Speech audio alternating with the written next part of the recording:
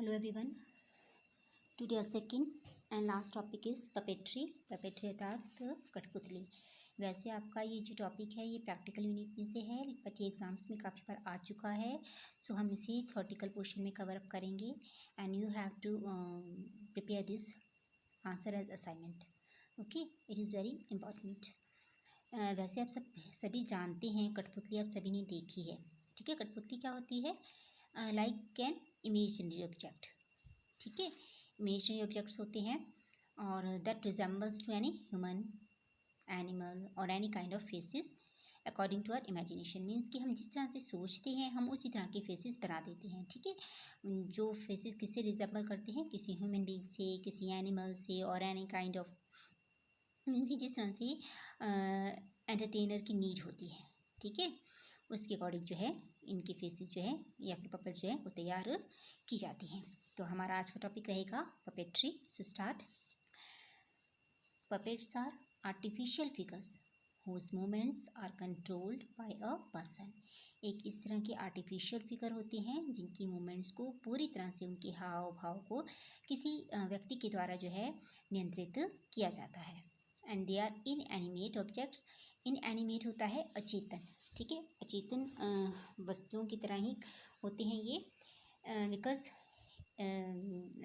अचेतन भी मान सकते हैं और आप निर्जीव भी मान सकते हैं. ठीक है, that are manipulated so as to appear to be moving. और इस तरह से जो है उन्हें उनके ऊपर जो है वर्क किया जाता है कि वो मीन्स कि उनमें गति, ठीक है, जैसे हिलते डुलते मूवमेंट प्रतीत होती है. ठीक है, जो देखने वाला है उसे ऐसा लगता है, बट एक्चुअल में ऐसा नहीं होता है. Now the principles of puppets. Puppets action must be accompanied by short dialogues. जो पपेट्स के द्वारा जो प्रेजेंट कराए जाते हैं एक्शंस के थ्रू, जो डायलॉग्स वो क्या होने चाहिए? शॉर्ट होने चाहिए. शॉर्ट क्यों? Which are easily understandable. ठीक है, जो आसानी से समझे जा सके. इसीलिए जो कठपुतली है उनके डायलॉग्स क्या होने चाहिए? शॉर्ट होने चाहिए. Plays must be based on action rather than words. और जो कठपुतली द्वारा जो शो या फिर प्ले जो भी तैयार किया जाता है वो शब्दों की बजाय मोस्टली किसके ऊपर आधारित होना चाहिए? एक्शंस के ऊपर. ठीक है, मीन्स कि उनके हाव भाव ऐसे हों कि देखने वाला समझ जाए what is the purpose of those actions. ठीक है, तभी हमने ऊपर भी कहा कि उनके डायलॉग्स क्या होने चाहिए? शॉर्ट होने चाहिए. Puppet show should not have many characters, maximum 4. Puppet show में मैक्सिमम कैरेक्टर्स नहीं होने चाहिए. ठीक है, क्योंकि मैक्सिमम कैरेक्टर होंगे तो उन्हें कंट्रोल करना, उनकी मूवमेंट्स को कंट्रोल करना, ठीक है, वो कहीं ना कहीं थोड़ा क्या हो जाता है, डिफ़िकल्ट हो जाता है. The main problem or question should be introduced in the beginning and answer should be come at the end. Means कि पपेट शो इस तरह का होना चाहिए कि जैसे ही पपेट शो स्टार्ट हो उसकी स्टार्टिंग में जो है वो कोई ना कोई क्वेश्चन एराइज किया जाए. ठीक है, कोई समस्या को लेकर, और लास्ट में क्या कर दिया जाए? इसे एंड कर दिया जाए इसके आंसर के साथ. ठीक है, ये तो थे कुछ principles related to puppets. Now इसके साथ आप पर्पजेज देख सकते हैं, इसके क्या उद्देश्य हैं. ठीक है, अगर हम आर्ट एजुकेशन में बात करें पपेट शो की, तो to motivate the students. Means कि हम किसी भी टॉपिक को लेकर, किसी भी विषय को लेकर कठपुतली के माध्यम से, पपेट शो के माध्यम से विद्यार्थियों को मोटिवेट कर सकते हैं. To create interest. उनमें इंटरेस्ट क्रिएट होगा. मान लो कोई समस्या है, हम कोई भी टॉपिक ले लेते हैं, मान लो जनसंख्या है, महंगाई है. ठीक है, कुछ भी ऐसे टॉपिक ले लेते हैं जो स्टूडेंट्स जिसके लिए अनअवेयर हैं. ठीक है, या जिस टॉपिक के प्रति वो बोरिंग फील करते हैं. ठीक है, तो उस टॉपिक को हम पपेट शो के माध्यम से उस समस्या को स्टूडेंट्स को अच्छे से जो है दिखा सकते हैं, समझा सकते हैं. ठीक है, to add sense of humour. Sense of humour means कि इसमें उनका कहीं ना कहीं IQ भी वर्क करता है. ठीक है, मीन्स कि जो भी चीज़ प्रेजेंट करने की कोशिश की गई है वो उसे अपनी अंडरस्टैंडिंग से समझने का प्रयास करते हैं.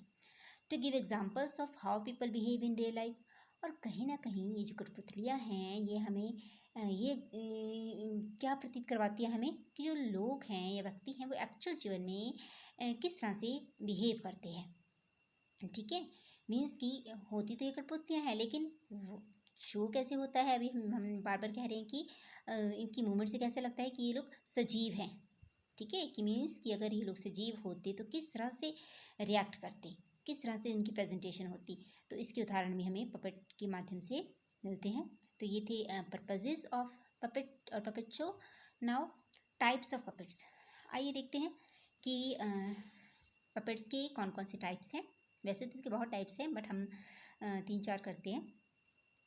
Number 1, finger puppet. Finger puppet क्या है? Are usually small and made from fabric. किसी भी कपड़े से बनी हुई छोटी छोटी puppets, they are worn on the finger. हम इसे फिंगर पपेट्स इसलिए कहते हैं क्योंकि इसे कहाँ पहना जाता है? फिंगर्स में पहना जाता है। ठीक है, ये किसी भी कपड़े के पीस से बनाई जा सकती हैं।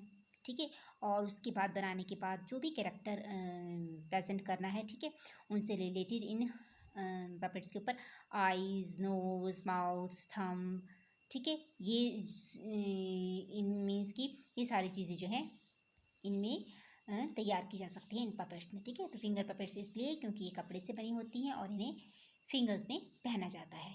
क्लियर? फिर आपका ग्लोव और हैंड पपेट। ठीक है, ये क्या होती हैं? Very popular form of puppetry. They are usually made from fabric, ये भी फैब्रिक से बनाई जाती हैं, and cover the whole hand and part of the arm. Finger और हैंड पपेट में ये डिफरेंस था कि फिंगर वाली पपेट्स फिंगर में पहनी जाती थी, और ग्लोव और हैंड पपेट कहाँ पहनी जाती हैं? हाथ में पहनी जाती हैं। ठीक है,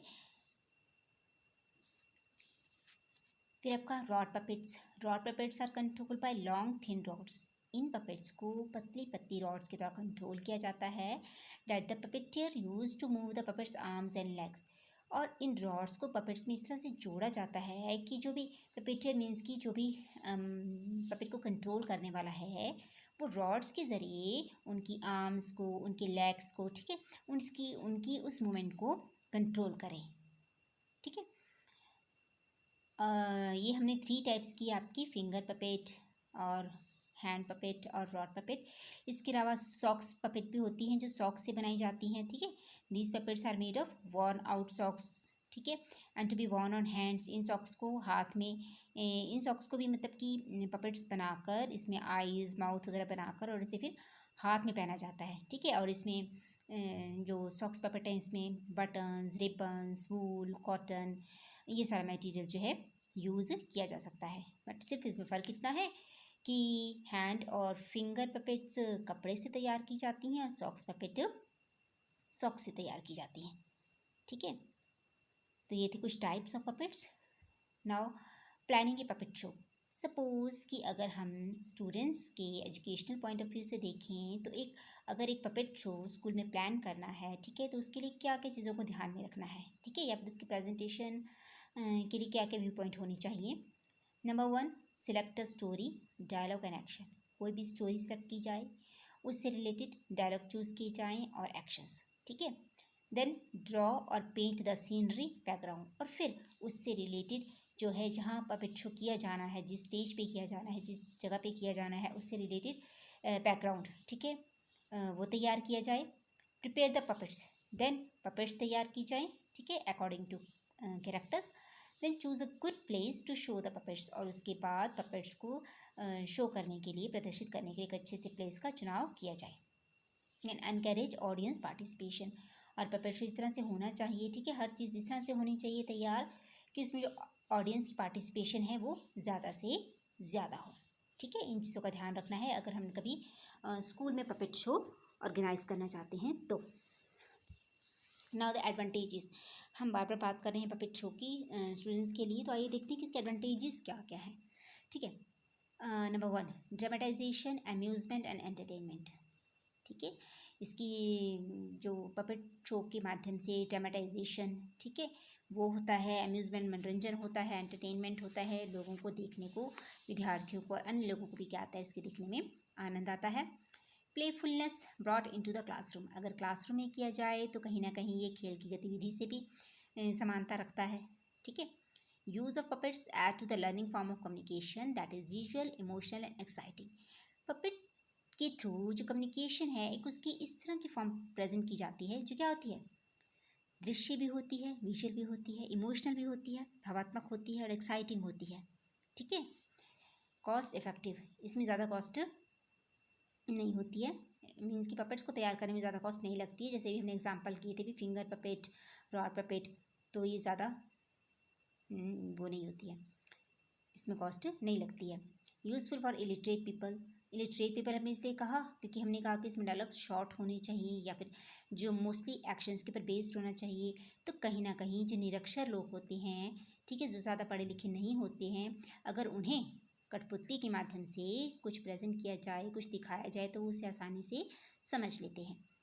Puppets add sense of pretending and humor that make luminous part of our daily life easier to face. Means कि पपेट क्या करता है, एक इस तरह का हम कह सकते हैं हंसी खुशी का माहौल थोड़ी देर के लिए क्रिएट करता है, जिससे हमारी जो डेली लाइफ है किसी भी समस्या को फेस करने के लिए क्या बन जाती है, ईजी बन जाती है। ठीक है, मीन्स कि अगर उस किसी टॉपिक को, किसी विषय को हम कठपुतली के माध्यम से देखें, तो अगर वो सिचुएशन हमारे रियल लाइफ में आए तो हम उसे थोड़ा आसानी से हल करने के योग्य बन जाते हैं। नेक्स्ट आर एडवांटेजेस, इसकी और हैं क्रिएट इंटरेस्ट, जो भी हमने पढ़ा, gives knowledge in a brief period, means कि कठपुतली के माध्यम से एक छोटे से समय अवधि में बहुत सा जो ज्ञान है वो प्राप्त किया जाता है। इफेक्टिव मेथड, किसी भी चीज़ को समझाने के लिए बहुत ही प्रभावपूर्ण तरीका है ये। एंड मोटिवेट स्टूडेंट्स, और इसके थ्रू जो है स्टूडेंट्स को मोटिवेट किया जाता है। ठीक है, ये थी एडवांटेजेस। Now disadvantages. डिसएडवांटेजेस में आ जाएगा आपका needs group cooperation and coordination. Next बात है कि ये जो पपेट शो है ये अकेला किसी सिंगल पर्सन के द्वारा तो तैयार नहीं किया जा सकता और ना ही प्रेजेंट किया जा सकता है, तो इसके लिए कोऑपरेशन और कोऑर्डिनेशन की आवश्यकता होती है। अगर वो नहीं है तो पपेट शो प्रेजेंट नहीं किया जा सकता अच्छे ढंग से। Requires skills in preparation and supply, means कि इनकी प्रिपरेशन में और सप्लाई में, मीन्स कैसे प्रेजेंट करना है, उसमें बहुत ही स्किल्स की, अच्छे स्किल्स की, निपुण स्किल्स की जो है आवश्यकता होती है। रिक्वायर्स स्किल्स इन प्रेजेंटेशन, इसमें भी वही है आपका, ऊपर था हमारा प्रिपरेशन में और यहाँ पर है प्रेजेंटेशन में कि किस तरह से प्रेजेंट करना है उन्हें। ठीक है, प्रेजेंटेशन इन द सेंस कि राइट मोमेंट पे राइट वर्ड यूज़ करना है, राइट एक्शन यूज़ करना है। ठीक है, अगर वो यूज़ नहीं हुआ तो फिर जो हमें पपेट शो है वो जिस पर्पज़ के लिए प्रेजेंट किया जा रहा है वो फुलफिल नहीं होगा।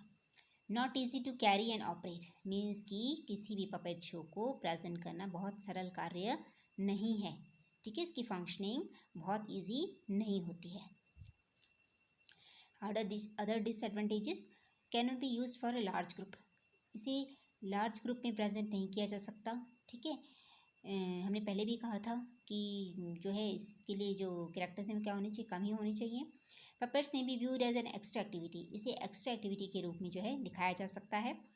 टीचर्स में think that puppets can be use for only small children, और कहीं ना कहीं जो टीचर्स सोचते हैं कि पपेट सिर्फ छोटे स्टूडेंट्स के लिए ही यूज़फुल है, जबकि ऐसा नहीं है। ठीक है, इसे अडल्ट के लिए भी यूज़ किया जा सकता है।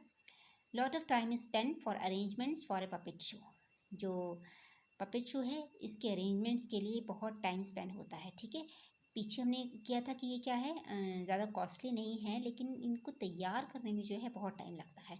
ठीक है, तो ये थी disadvantages of puppet and in the arrangement of puppet show. So what we have discussed today: meaning of puppet, types of puppet, purposes and principles of puppet or puppet show, and advantages and disadvantages of a puppet show.